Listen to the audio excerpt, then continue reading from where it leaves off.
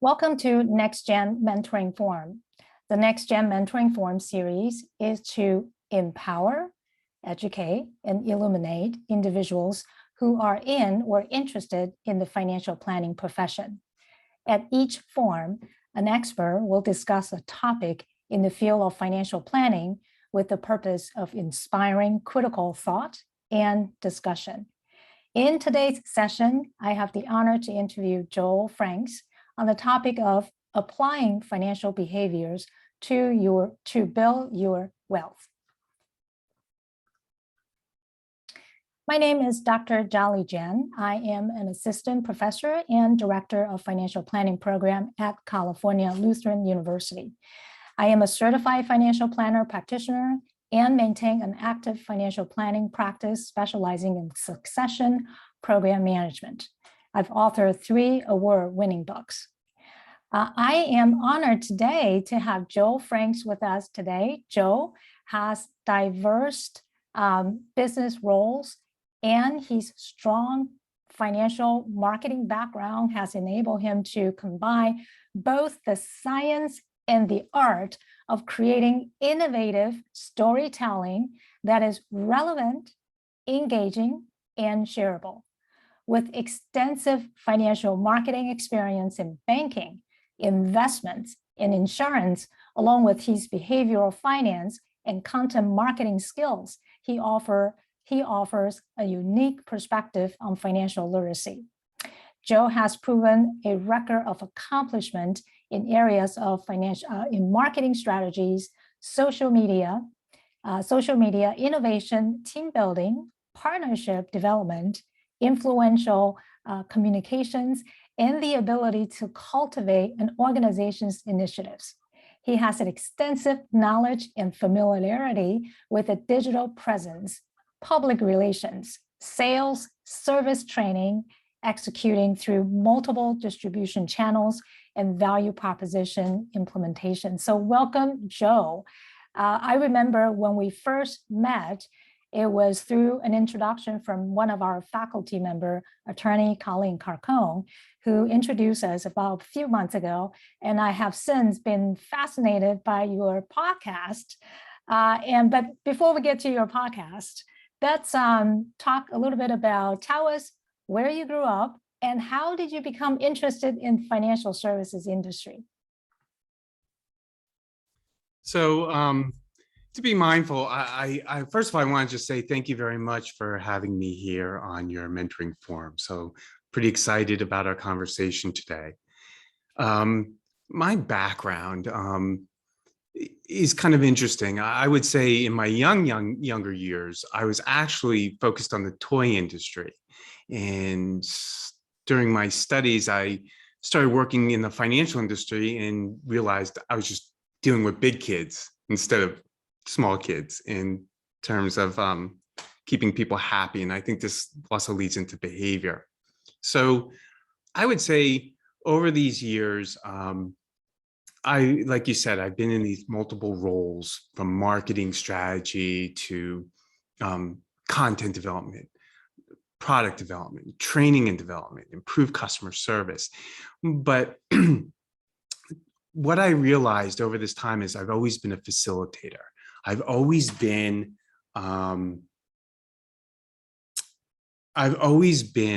involved with telling stories. And regardless of the role, I've always been helping people through these stories understand the benefits of financial products, financial services, concepts, and as you said earlier, in a way that is relevant, engaging, and shareable. And had a very good career in that. But more recently, I hung up my hat, well, actually hung up my suit and tie, and focused more on financial literacy, because throughout my career, financial literacy has always been close to my heart. I've always, any type of volunteer events on the side and the like, and the mentoring have always been about financial literacy. And with everything going on in the world today, I wanted to start something new to give back as much as I can and help others understand, especially about behavioral risks and how that impacts them. So I started FinWizdom. And so in addition to FinWizdom, I would say that, I'm consulting, I'm writing a book, I work with people with content creation and e-learning modules and much more. But the concentration is in the foundation is this podcast. And the podcast is really focused on why you do what you do with your money. So each episode focuses on a behavioral risk, and each episode's about 20 minutes long or so to help you understand it and hopefully retain it. And so that you can do or understand how your behavior is impacting your financial decision making. And you mentioned about the book that you're writing. Would you care to talk a little bit about what is your book about? I'm very excited to hear that, because when I was looking at your podcast, you have quite a bit of materials in the podcast area. So I'm curious about what is the book that's going to glue us to your stories, so to speak. I actually like that you said that. It is the glue. So the book focuses a lot of what's being mentioned in the podcast and then some. A lot of the feedback I've received is, people say, tell me more. And the book allows me to actually literally illustrate some of the concepts, expand on some of the stories. So a good basis is coming from the actual podcast. People were looking for reinforcement. And as you know, podcasts aren't for everyone. And so there's a whole other audience that I'd like to reach and have them understand these concepts. And in addition, so I've gotten pretty far through. I'm starting season 3 soon and incorporating those news stories as well as a few extra chapters to help round out the conversation. I don't want to give away the title yet, but I'm fairly through writing the first draft, so I'm pretty happy. So in creating the stories, because you mentioned many times about your master of storytelling, would you give us an example in terms of how how do you intertwine stories into the message that you're trying to send to your audience, right? For example, I think your podcast, you have something about obsessions with the professions and avoiding Obsessions with temptation. possessions, yes. Right. So could you walk us through, in the constructing your stories, how do you effectively do that and not forgetting about the key message that you're trying to deliver to your audience? So the reason often in the podcast, and I'll give actually a different example of a story that rather than one I actually gave in the podcast around obsessions with possessions, because the idea is the only way you're going to understand about these behaviors is if you see it in yourself. And it's not just about financial decision making. These are behaviors that you naturally respond to in other areas of your life. So let me give an example. So obsessions with possessions. So think about, have you ever played a board game like Monopoly, Clue, Risk, Sorry, any board game where there are with any board games. Huh? I'm terrible with any of them, but yes, I have played before. So, right. So, but in every one of these board games, Charlie, there's always like these game pieces that represent you. That's right. So what happens is let's say with Monopoly, I always love to be the race car. Love being the race car. That's me. But you don't always get first dibs on those game pieces. And so if someone got my race car, and oh my gosh, if I got stuck with the thimble, that's it. But when you think about the race car, and I really want it, and someone else has got it, you have this like sense of ownership. You don't really own it, but you give it this sense of ownership, and you're frustrated the whole game. You could even win the game, but the whole game you're thinking about that other person who's doing it. And especially if you're playing Monopoly or some of the other games, you actually may do or commit a level of behavioral risk and treat that person a little less fairly than the rest of the people just because they're using your piece. So this kind of story gets you to understand that this sense of ownership, by the way, it lends itself to a psychological influence called the endowment effect. So talking in terms of a story like that we can all relate to, and then you can ask yourself, okay, what's the endowment effect? And that's where you're basically attaching greater value to things that you believe you have ownership in. And this doesn't just stop with a game.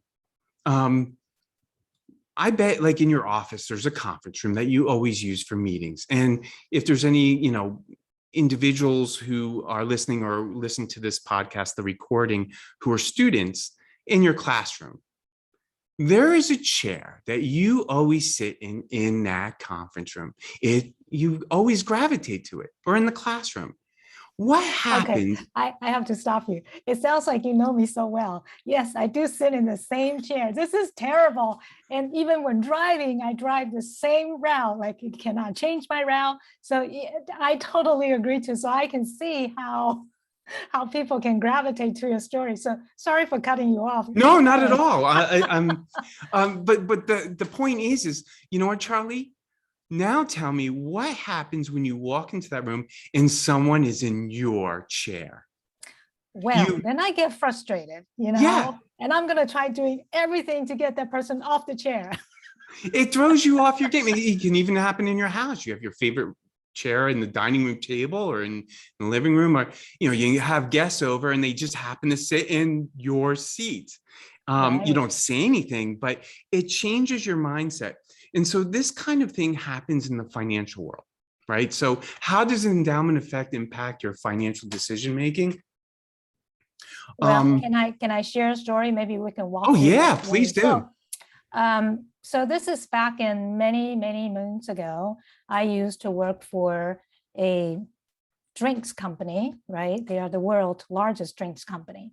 And one year, that particular years of grapes, I'm talking about wines. It's a little bit too early for me to talk about that at this point, but that particular year, I remember 1988, not the year that I bought that wine, but the year of 1988 happened to be a very dry season, and the grapes in the general Napa Valley was not good.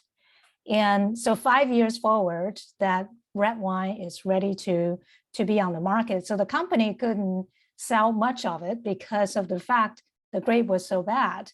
So guess what? They promoted to employees. That I promise there's a point here.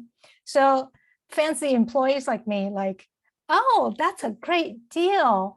The company I work for, right? That's not endowment, that's availability right there, right? Availability bias right there. The company must have a great product. Why on the earth that they are promoting to their employees? So I bought dozens. I mean, I even bought for my friends dozens, just to give you a little idea. The minivan that we have at the time, if you're looking in the back of our minivan, you can see the entire van is kind of tilted toward one side because it was just way too heavy. So over the years, my husband has constantly asked me, hey, do you remember that you bought those wines? What happened to them? No, so just to give you an idea that the market price at the time of the purchase was roughly, let's say $80 market price at the time, but was so marked down, I bought it for, let's say $40 a bottle. Oh, wow. So speaking of the endowment, so now you can see the ownership I attached to those wines till today, right? Let's just assume I have 3 dozens on my possession. So this is about decades ago, right? 3 dozen in my possessions. Guess how many bottles I have drank so far? I don't know. I'm afraid to ask. Just one. And I didn't open it until last year. Can you believe it? I hold on to, I'm not even a collector. I'm not planning to sell it. But for some reason, I believe because I own these wines, the value must be going up. It is going up. It's not necessarily going up where I think it should be. If you Google that particular year of wine, it's worth about $140 or so. Now, a lot of students tell me that I should just have a party. Yeah, you should just have a party. But maybe you have to use it as fruit punch or something. No, these are $100-some wines. No, you cannot serve with fruit punch. No, no You way. know what? This is a really great lead into an example you walked into an example that I was gonna give anyway, which is great. I can't believe you almost align this. So when we talk about financial decision making and endowment effect. So let's take your kind of example, but let's talk about a stock that at the time seemed like with the information that you had was appropriate and was really, it made sense. Okay, so Joe, you just opened up a Pandora box for me. Let's go Twitter. That was my loser stock. Let's go with right, that. but at the time it seemed like the right thing. But but you own it now, right? So now it's in your portfolio, and the question comes, right? Then let's say things don't go the right way, whether there's market condition changes, geopolitical environment changes, maybe the business model changes, whatever it is, the stock is not doing so well. But this endowment effect makes you hesitate, and you ask yourself, how low will it go until you're willing to let go of it? And sometimes people have a really tough time and say, I want my money back on it. I'm going to wait until the stock price goes back to the price I bought it at, and then maybe I'll be willing to sell it. Okay, so worse, what happened, and I think that that's a very good point there. So the Twitter stock that I have, yeah, the reason I say is a loser stock, that's probably my number 2 loser stock. Number 1, bankrupt. So anyway, I don't even remember the name of it. It's so many years ago. So the Twitter stock was going down, and I hold on to it for too long, and I should have sell it and just cut my loose, right? But instead, guess what? We financial experts think that we can dollar cost averaging. I start by, so this is, I think that you could say whatever you want to say about my behavior, but I wasn't really watching my endowment effect, right? I went and I say, well, let me buy the lower price. So I'm kind of averaging my costs a little bit, right? But what I should have done is really just to cut loose. At the end, I did sell all the losing stocks, but I have a lot to lose because of that endowment effect. So that's a really big one. There's, I mean, I could give so many other examples of how this is occurring today, even in other purchases. You know what? If you're in the looking for buying a car, when you go into the sales room and you go out and you test drive the car, you get this feeling of ownership there. There's, you know what, even if you're not there, you know what's going on today. You could be saying, well, you know what, Joelle, I buy everything online. I'm not influenced that way. Well, even today's retailers, they have augmented reality, right? Oh, you want that lamp? Hey, just hold up your phone in your living room. Look, there's the lamp right there. It's giving you this sense of ownership right there. You see it in your room, and it makes it easier to make that purchase. And so Joe, what you're really saying is that understanding our own behavioral biases, if you will, if you don't understand your own behavioral biases, all the marketer is doing to you, like it or not, because they are consciously doing that to you. Speaking of buying a car, should I go there? Probably not. I'll skip. I'll let you talk. No, it's fine. So, you know, but again, that's the point, and that's what I like telling these stories. I think it's almost like when you have to admit yourself that you did something wrong, right? You almost have to laugh at yourself to get over and understand it. And, you have on the screen right now about what I use as a definition for behavioral economics. But before you can talk about behavioral economics, I feel like I have to take 60 seconds to talk about economic theory or neoclassic economic theory. And basically, so economic models are based on these three assumptions, right? Number one is that you know all your options and the probabilities assigned to them. Number two assumption is that you have 100% of the facts to make your decisions. And number three is you know the exact metrics or level of satisfaction from making any of those decisions. But we don't have all that. We don't have all those things to work on. You don't have all that information. So what happens is your mind does a shortcut called heuristics. And you use, and that's, a combination of your experiences, the advice you receive, and maybe the research and information that you go out there.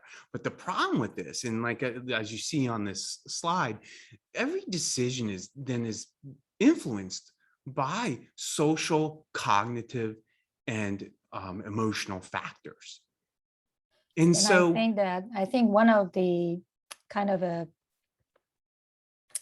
evolution, if you will, from the behavioral economics was at the time, economists always assume we people make rational decisions. That's right. Unfortunately, those psychological and emotional side of things tend to make us do something weird. And so I think that this based on typical utility theories and move on to the prospect theories and things like that.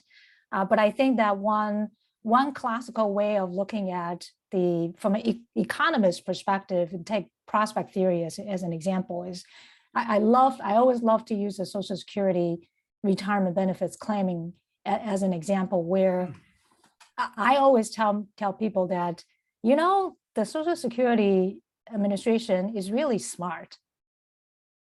They are smart. They want you to claim early. They know what they're doing. They effectively insert that prospect theory in there, right? I think that one of the podcasts you talk about anchoring. You talked about how the employers anchoring your ability to save, right? And this is no different than Social Security Administration. They're saying that, listen, you can claim your Social Security as early as 62. So guess what? Statistically saying majority of the retirees claim their Social Security at age 62. Right. They're not really actually doing us the favor.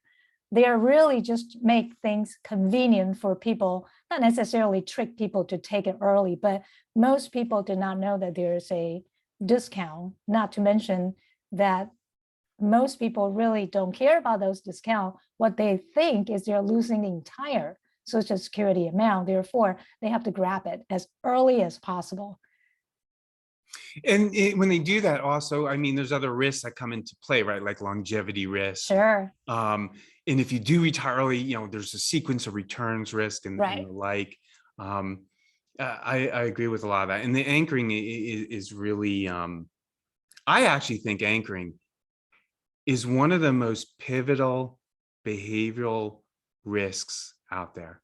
You talked about prospect theory. Can you talk a little bit about what anchoring is? Yes. So, if I can, again, I always like to tell a little story. And this one, I think I used in the podcast. I'm not sure, but I've been living in Manhattan for over 25 years, and everyone you meet, and I've crisscrossed this country. I was actually doing the math the other day. I think there's only like 12 or 15 states I haven't been to. And everywhere you go, someone or their family member have worked, visited, lived in New York City, right? And so people like to go, oh, I've been there. And if someone says, if you're going, you're like, you should see this, right? Oh my gosh, when I was there, I saw this play. I saw, you have to go see this particular museum exhibit, and you definitely have to go visit this restaurant.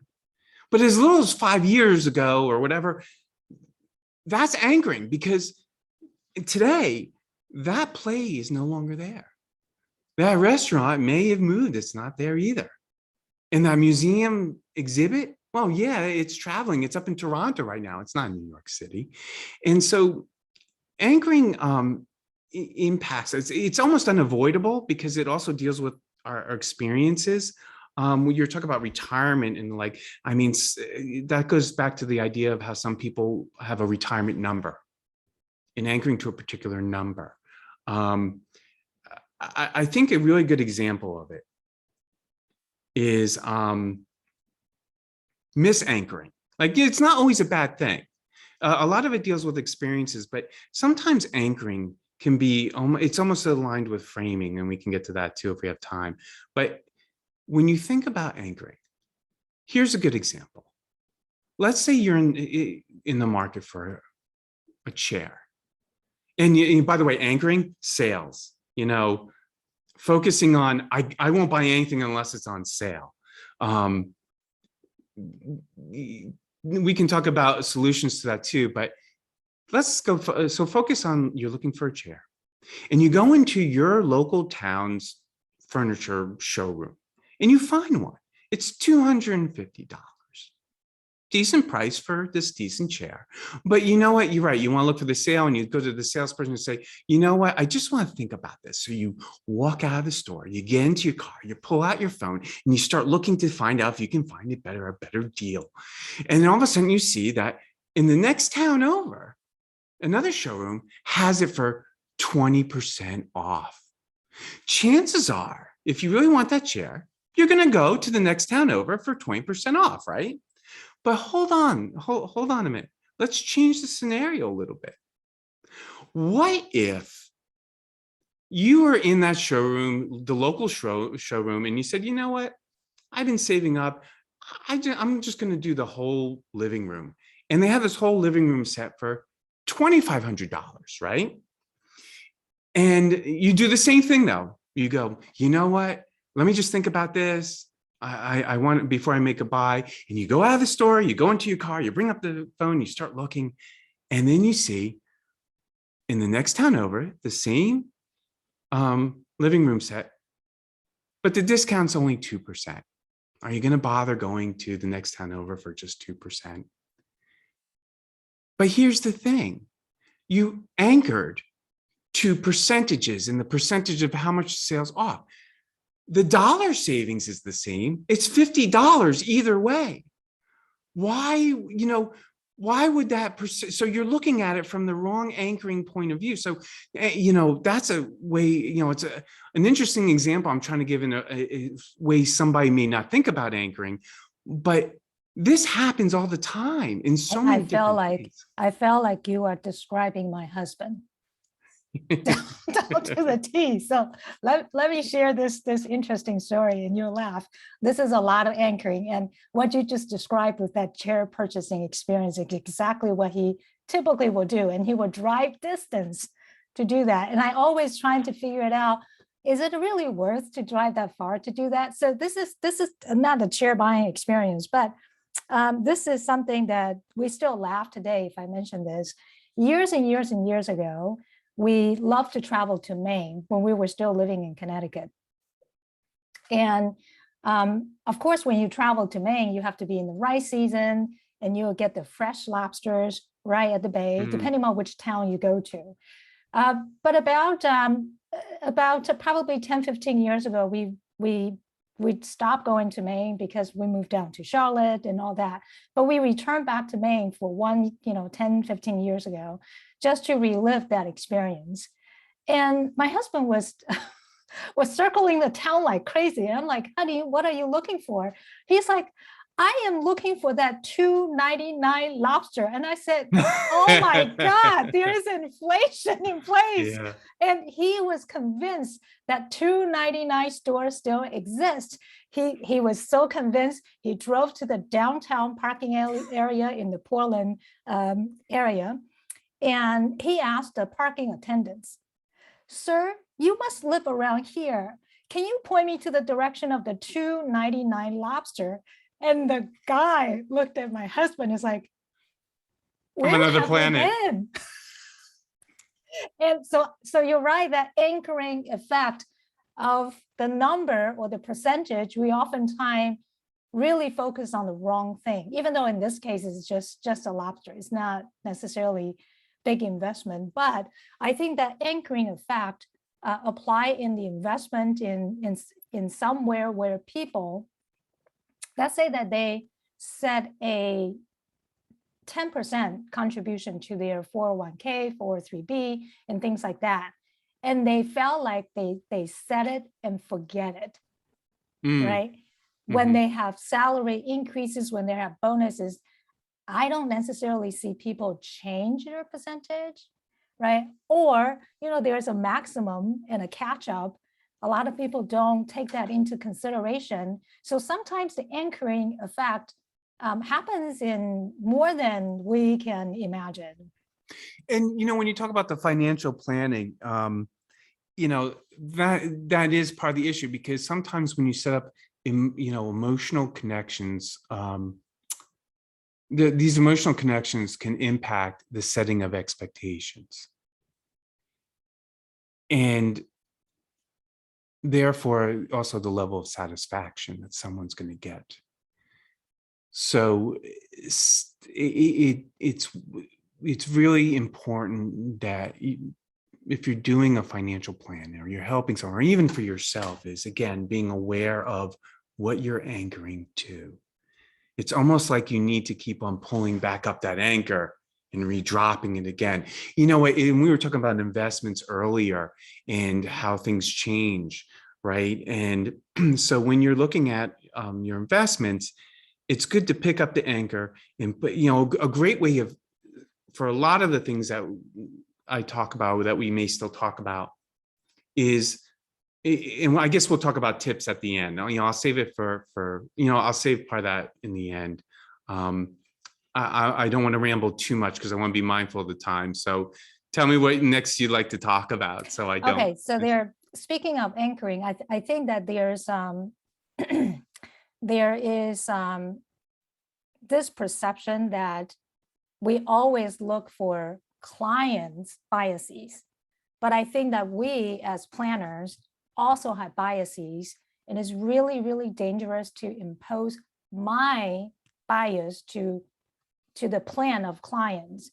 What do I mean by that? So recently I took an assessment from, and many of you probably know Dr. Wei Fao. He just published his new book, the fourth book, if you will. And he has this assessment specifically designed for both advisors and retirees.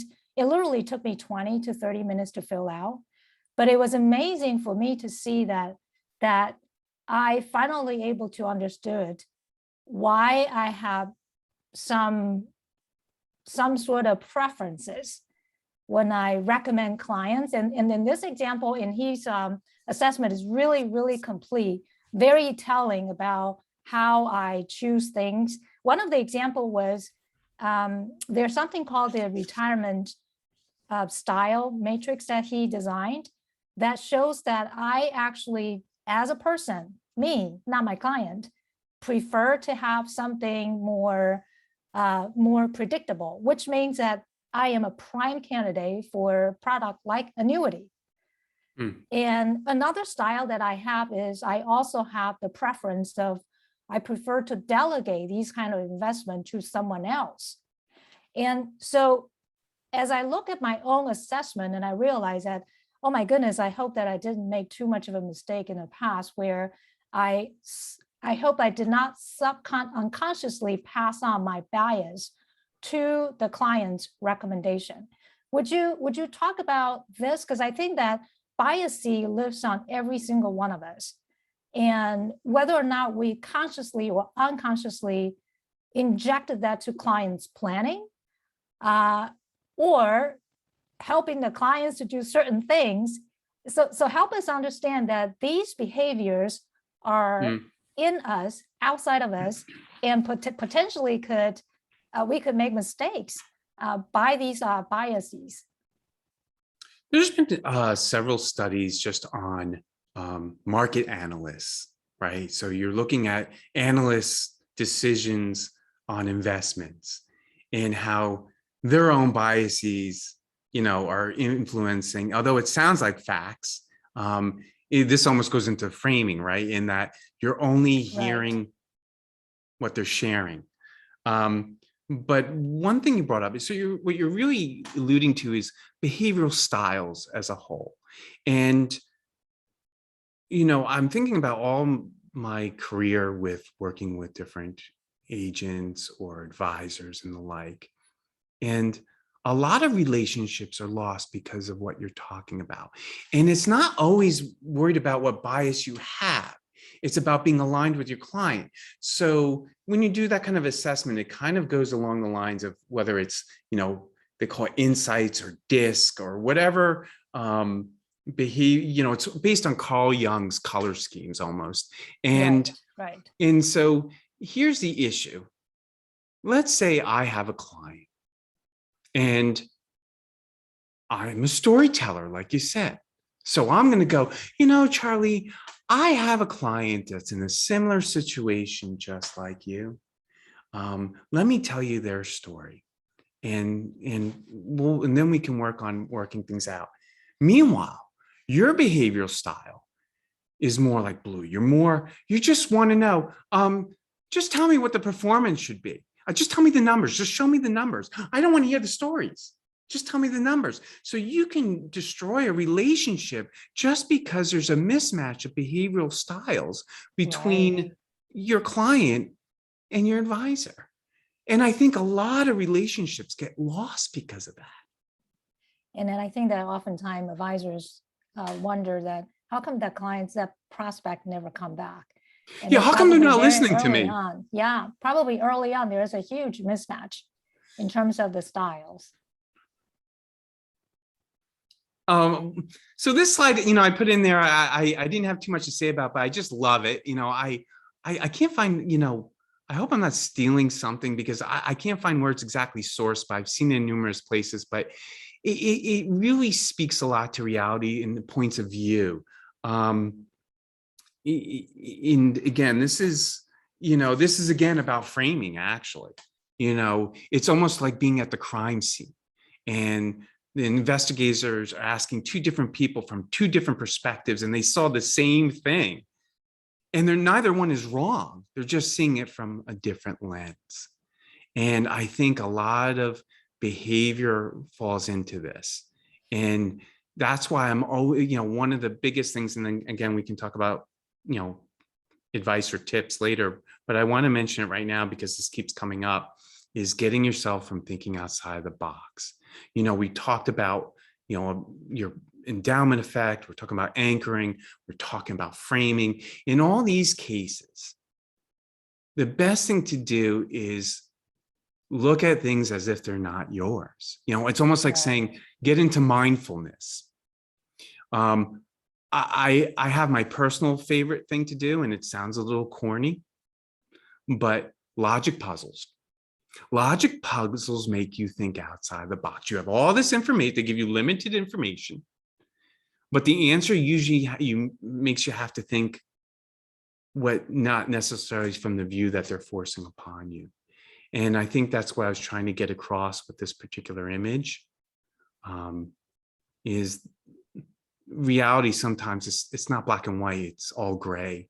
And even again, the key to all this is awareness, like you mentioned in the beginning of this webinar. But it's what you do with it. Even if you're aware of it, and even if you follow it, doesn't mean you're going to make the optimal decision that's going to make the best performance or work best for you, but you'll make the best decisions that are aligned to your behavioral style. And you'll feel more aligned to it. And probably I think the best decision at that time, not necessarily, because the environment you have to revisit is going to trigger that. So going back to so setting up behind a new lens, and the other thing is we're in this technology, you have so much access to different things. The trick is which you can trust, and trust goes to something else here, but it's about avoiding temptations, and that's a whole other story. And I'm looking at the time and I'm probably running out, so I won't go there, but you can listen to the podcast on that one. But online financial resources, think about it. If you're looking for a house, there are, how much house can you afford? How much auto can you afford? How long does it take to pay off this loan?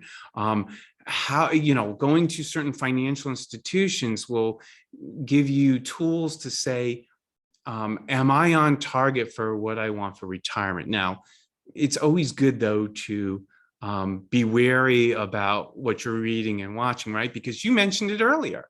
What if you're being biased? What if the analysis is being biased and it doesn't seem like it, but it sounds good. And you have to be careful.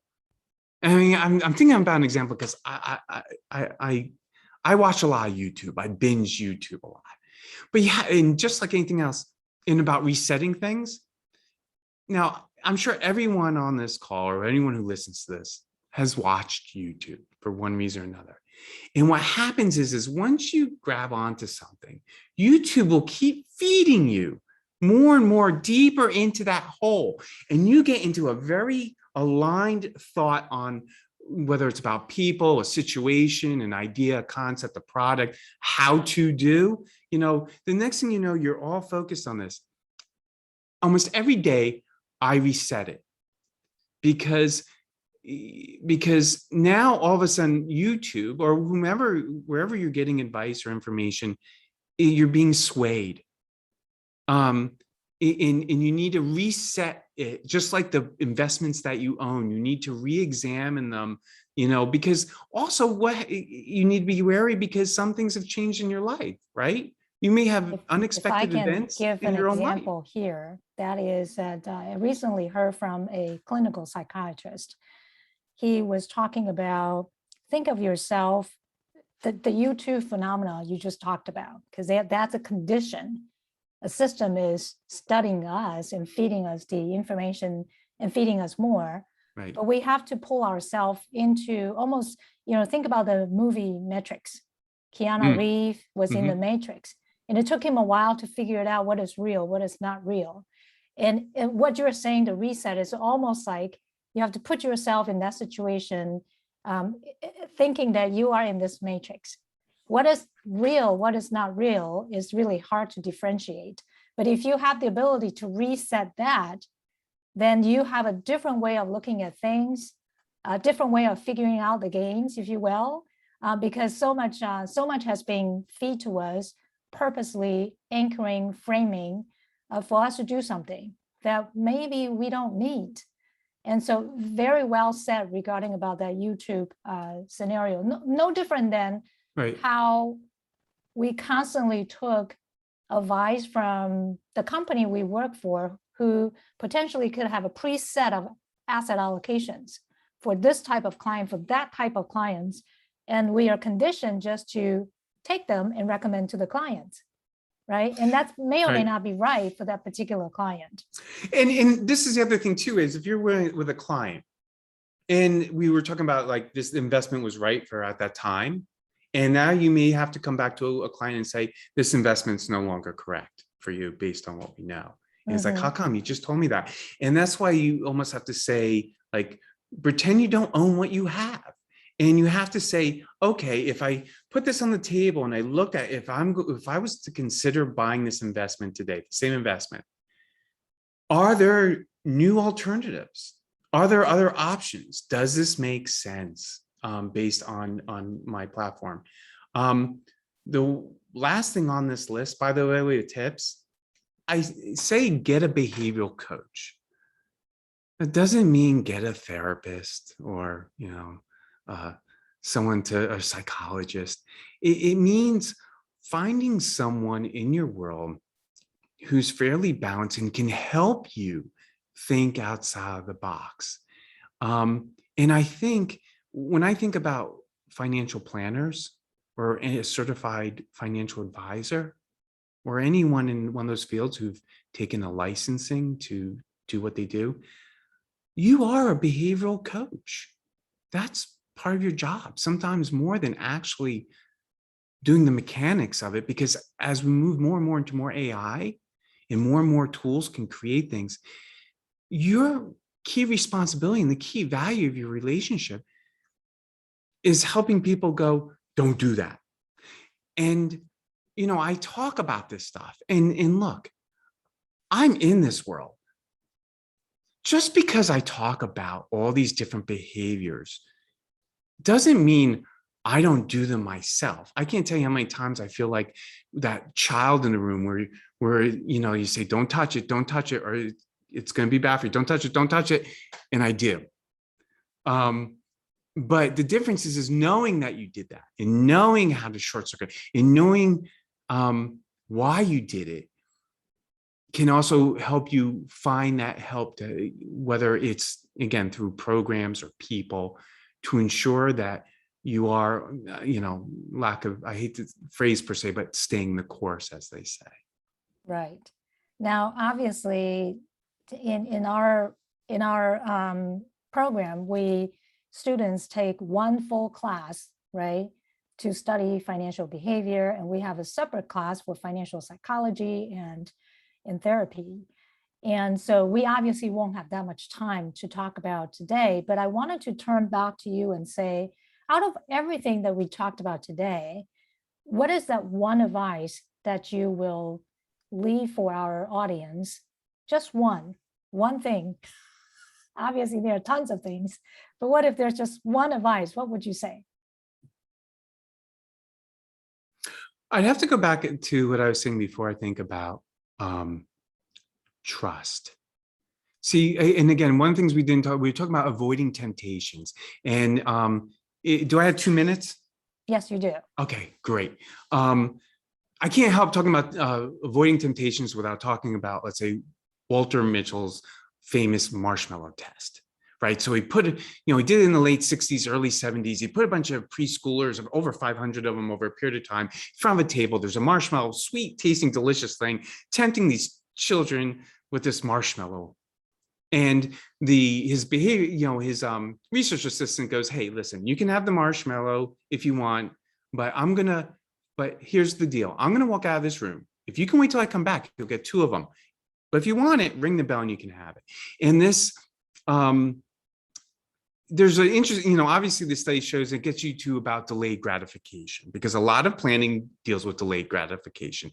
And you have to think more about not thinking and, concentrating on pondering the taste. It's more about pondering the reward. And the reason why I bring this all up is some other studies were done, and I don't know why this is never brought up. And this is why I think this is where I need to talk about that one bit of advice is trust. Because it turns out one thing that they didn't think about when they were doing the testing back then is, believe it or not, some children were lied to when they were little. Imagine that. Promise something and then get it. And how many people waited for something to hope for it to get better, but someone took it away from them. So as adults, this is in our brain. And when we talk about all these behavioral risks, and if you're trying to help someone and be a behavioral coach, right, and we're talking about relationships through this whole thing, you have to build that trust. So without that trust, people may veer off from their financial plan. And so if there's one thing you need to do and a way of gaining trust is helping people realize their behavioral risk, because you know what they'll say?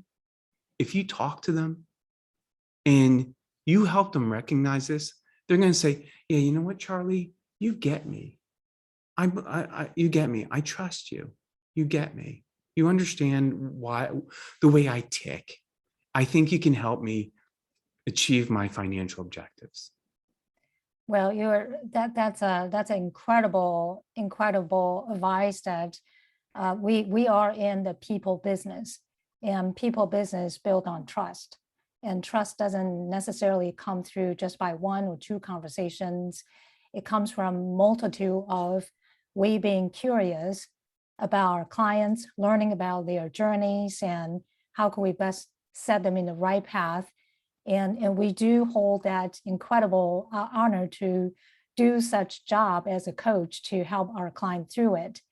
And so thank you, Joe. This has been an incredible, insightful information session for us. And I know that we don't have a lot of time today. We're definitely going to have you back again I hope to so. talk about, yeah, I'd love to have you come back again. There's so much to talk about this behavioral side of the financial things. And so thank you so much for that. And I also wanted to thank California Lutheran University School of Management Financial Planning Program for sponsoring today's Next Gen Mentoring Forum. And California Lutheran University School of Management offers MBA in financial planning, helps financial advisors pursue a leadership position or grow their financial planning practice to deploying advanced financial planning, effective client communication, and streamlined practice management. To find out more information, please sign up for our next info session on September 23rd at 2 p.m. Pacific time for more information. Our next Gen Mentoring Forum session is on October 5th with our returning guest, Julie Fortin, who is a certified financial planner, certified financial behavioral specialist, and certified financial transitionist on the topic of how to integrate interpersonal neurobiology into financial planning. So thank you all. We look forward to seeing you the next time. Be safe and be well. Thank you.